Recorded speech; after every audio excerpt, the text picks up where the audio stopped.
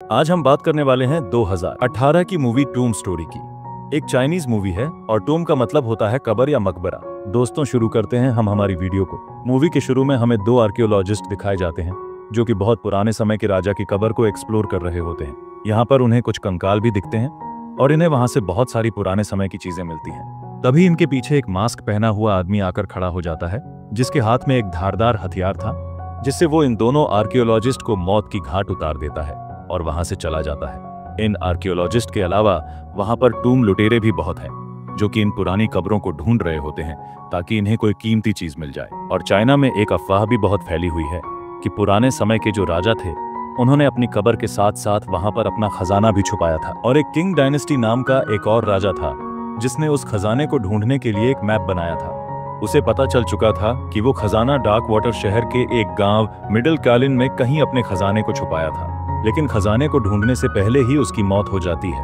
और उस नक्शे को किसी टूम लुटेरे ने चुरा लिया था। और टूम लुटेरे को इस नक्शे के बारे में ज्यादा पता नहीं था कि ये आखिर किस चीज का नक्शा है। कुछ समय बाद उसकी भी मौत हो जाती है और उसके साथ साथ उस नक्शे को भी उसी कब्र के साथ रख दिया जाता है, जिसे ढूंढते ढूंढते एक आदमी जिसका नाम अजय है वह वहां पर पहुंच जाता है। और हाँ, सारी टूम लुटेरों की कब्र एक ही साथ बनाई जाती है। अजय को उनमें से एक कब्र में से बहुत पुरानी चीजें मिलती हैं और उसके साथ मिलता है वो नक्शा, जिसे देखकर उसकी खुशी का ठिकाना नहीं था क्योंकि वह बहुत समय से इस नक्शे को ढूंढने में लगा था और आज आखिरकार वह नक्शा उसे मिल ही गया। ये कब्रें इतनी कीमती होती हैं कि इनकी कीमत का अंदाजा लगाना भी बहुत मुश्किल है। सदियों से कई लोग इस खजाने के लिए लड़ते रहे, लेकिन आज तक यह खजाना किसी के हाथ नहीं लगा। इसके बाद हमें एक और आदमी दिखाया जाता है जिसका नाम अर्जुन होता है, जिसे जुए की बहुत बुरी लत लगी हुई थी और अभी भी वह दूसरों से कर्ज लेकर जुआ खेल रहा था। अगले सीन में अजय अर्जुन को अपने पास बुला लेता है क्योंकि अर्जुन को आर्कियोलॉजिस्ट की अच्छी खासी नॉलेज थी। वह उसे नक्शा दिखाता है जो कि उसे उस कब्र से मिला था और यहाँ पर हमें पता चलता है कि अर्जुन भी बहुत समय से इस नक्शे की तलाश में था और वो दोनों अब साथ मिलकर इस खजाने को ढूंढेंगे। खजाने को ढूंढने के लिए इन्हें कुछ चीजों की जरूरत थी और ये चीजें लेने के लिए ये लोग भूरे के पास आते हैं और भूरा इस सामान के बदले में उस खजाने में से एक हिस्सा चाहता है। दोनों के बीच में डील हो जाती है कि खजाने में से एक हिस्सा भूरा का होगा। इसके बाद अजय और अर्जुन उस नक्शे वाली जगह को ढूंढते ढूंढते एक रेगिस्तान में आ जाते हैं। वहां पर ना ही कोई जीपीएस काम कर रहा होता है और ना ही कोई बोर्ड लगा होता है। अजय और अर्जुन को यह पता नहीं चल रहा था कि वो आखिर किस जगह पर हैं। तभी वहां से एक आदमी जा रहा होता है। इसका नाम वीरू था, लेकिन अजय और अर्जुन को लगता है कि क्यों ना इसी को अपने साथ गाड़ी में बैठा कर ले चले, क्योंकि वीरू का घर भी वहीं था। पहले तो वीरू उनकी बात मान लेता है, लेकिन अचानक वो उनकी गाड़ी की डिक्की में उनका सामान देख लेता है, जिसके बाद उसका इरादा बदल जाता है और वह वहां से अकेला ही चला जाता है। शायद वीरू को पता चल गया था कि ये लोग खजाने को खोजने यहाँ पर आए हैं। इससे पहले भी इस खजाने की तलाश में बहुत सारे लोग आए थे जो कि शायद इनके साथ अच्छा सलूक नहीं करके गए। अगले सीन में हमें एक मैरिड कपल को दिखाया जाता है। लड़के का नाम दीपक होता है और लड़की का नाम निशा। दीपक वहां पर बैठा एक तस्वीर को देख रहा होता है जिसमें निशा और वीरू भी थे। दीपक वीरू को देखकर निशा से पूछता है कि उसे अभी भी उसकी याद आती है, जिसके बाद निशा उस तस्वीर को साइड में रखकर दीपक के साथ इंटीमेट होने लगती है और ये सीन कोई बाहर से खिड़की के जरिए देख रहा होता है और इस लड़के का नाम होता है सीनो। इसे देखने से तो ऐसा लगता है कि यह रोज आता होगा दीपक और निशा को इंटीमेट होते हुए देखने के लिए।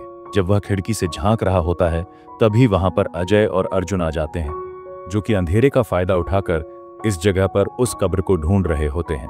लेकिन अभी तक उनकी नजर सीनू पर नहीं पड़ी थी, लेकिन सीनू इनकी बातें सुन लेता है। उसी वक्त वीरू वहां से गुजर रहा होता है, जिससे छुपने के लिए अजय और अर्जुन उसी जगह पर आ जाते हैं जहां पर पहले से ही सीनू छुपा बैठा था, पर अंधेरा होने की वजह से उनकी नजर सीनू पर नहीं पड़ती। इसके बाद सीनू अजय के पैर पर एक ईंट मारकर भागने लगता है, लेकिन अजय और अर्जुन उसे पकड़ लेते हैं। अगले सीन में अजय और अर्जुन सीनू के घर पर होते हैं, जहां पर वो लोग सीनू का मुंह बंद कर देते हैं। इसके बाद सीनू भी उनका साथ देने लगता है। अजय और अर्जुन को अपने घर पर छुपा कर रखता है और सीनू का घर दीपक और निशा के घर के बिल्कुल पास होता है। निशा ने घर पर ही एक दुकान खोल रखी थी और दीपक इस गांव का डायरेक्टर होता है, जैसे हमारे यहाँ पर सरपंच होता है। अगले सीन में हमें दीपक और निशा की दुकान पर बैठे कुछ लड़कों को दिखाया जाता है। यहाँ पर वह बात कर रहे होते हैं कि वीरू जेल से छूटकर आ चुका है और हमें यहाँ पर एक और बात पता चलती है कि निशा वीरू की गर्लफ्रेंड थी, लेकिन उसके जेल चले जाने के बाद वह दीपक के साथ शादी कर लेती है और इस वजह से दीपक बहुत डरा हुआ था क्योंकि उसे नहीं पता कि इसके बाद वीरू कैसे रिएक्ट करेगा। अगले सीन में अजय, अर्जुन और सीनू एक होटल में बैठकर खाना खा रहे होते हैं और वहीं पर वीरू भी होता है। सीनू वीरू को पहले से ही जानता था, इसीलिए वो उसका हालचाल पूछने लगता है। तभी वीरू अर्जुन और अजय को देख लेता है, जिसके बाद शिमू कहता है कि ये दोनों मेरे दोस्त हैं। वीरू उसी वक्त वहां से उठकर चला जाता है, क्योंकि वीरू को सच्चाई का पता था कि ये कोई शिमू के दोस्त नहीं है।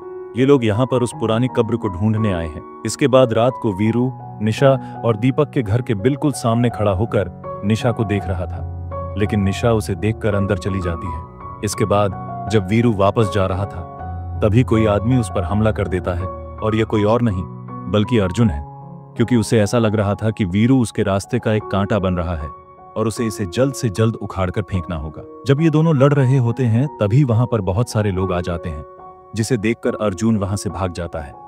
लेकिन वीरू उसका चेहरा नहीं देख पाया था, क्योंकि उसने अपना चेहरा कपड़े से ढक रखा था। इसके बाद जब वीरू वहां से चला जाता है, तो हम देखते हैं कि अर्जुन को अजय ने रोक लिया था, और अजय अर्जुन को कहता है कि उसे अगर पैसे चाहिए तो यहाँ पर कोई भी कांड मत करना। अगले सीन में हम देखते हैं कि गांव में नाटक दिखाया जा रहा था, वहां पर दीपक भी था। तभी वहां पर वीरू आता है और दीपक से कहता है कि उसे उससे अकेले में बात करनी है। इसके बाद वीरू दीपक से कहता है कि तुम निशा का ख्याल रखना, वह अपनी जिंदगी शांति से जीना चाहता है। यहाँ पर एक बात साफ थी कि वीरू दीपक और निशा के रिश्ते से बिल्कुल खुश नहीं था, लेकिन फिर भी वह सब कुछ भूलकर आगे बढ़ना चाहता था। इसके बाद हमें अजय और अर्जुन दिखाए जाते हैं, जो कि शिमू के घर के अंदर से ही सुरंग को खोदकर उस दुकान के नीचे तक पहुंचना चाहते थे। और मैं यहाँ पर दीपक और निशा की दुकान की बात कर रहा हूँ, क्योंकि वह प्राचीन कब्र उन्हीं की दुकान के बिल्कुल नीचे है। इसीलिए वह एक सुरंग बनाकर उनकी दुकान के नीचे पहुंचना चाहते हैं, ताकि किसी को बिना कुछ बताए वो उस खजाने को लेकर यहाँ से 9-2-11 हो जाएं। और शिमू भी इस सब में उनका पूरा साथ दे रहा था। इसी दौरान भूरा अर्जुन की बीवी को अगवा कर लेता है, क्योंकि भूरा को अर्जुन पर बिल्कुल भी भरोसा नहीं था। उसे ऐसा लग रहा था कि अर्जुन सारा खजाना कहीं खुद लेके ना भाग जाए। इसीलिए वह अर्जुन की बीवी को अगवा कर लेता है और अर्जुन के सामने एक शर्त रखता है कि वह वहां पर आकर उन पर नजर रखेगा, और इस दौरान अर्जुन की बीवी उनके कब्जे में रहेगी, ताकि अर्जुन उनके साथ कोई भी चालाकी ना कर पाए। उसके बाद भूरा और उसके साथी भी वहां पर आ जाते हैं। वहीं दूसरी तरफ दीपक और उसके दोस्त रात को पेट्रोलिंग पर जाते हैं। उसके बाद निशा वीरू की फोटो को देख रही होती है। तभी हमें एक फ्लैशबैक दिखाया जाता है, जिसमें हमें पता चलता है कि वीरू का एक बार में किसी से झगड़ा हो गया था, और तभी गलती से उस आदमी के ऊपर एक झूमर गिर जाता है, जिससे उसकी मौत हो जाती है, जिसकी मौत के इल्जाम में पुलिस वीरू को अरेस्ट कर ले गई थी। और इस बीच दीपक और निशा शादी कर लेते हैं। इसके बाद दीपक पेट्रोलिंग करते करते शिमू के घर पर आ जाता है, जिसे देखकर भूरा और उसके साथी सुरंग में छुप जाते हैं, और अजय और अर्जुन खुद को कोयला खोदने वाले बताते हैं। इसके बाद वीरू दीपक और निशा के पास आता है और निशा से पूछता है कि क्या उन दोनों ने शादी कर ली। जब निशा हाँ कहती है, तो वीरू अपने हाथ में एक बॉटल फोड़ लेता है और वहां से चला जाता है।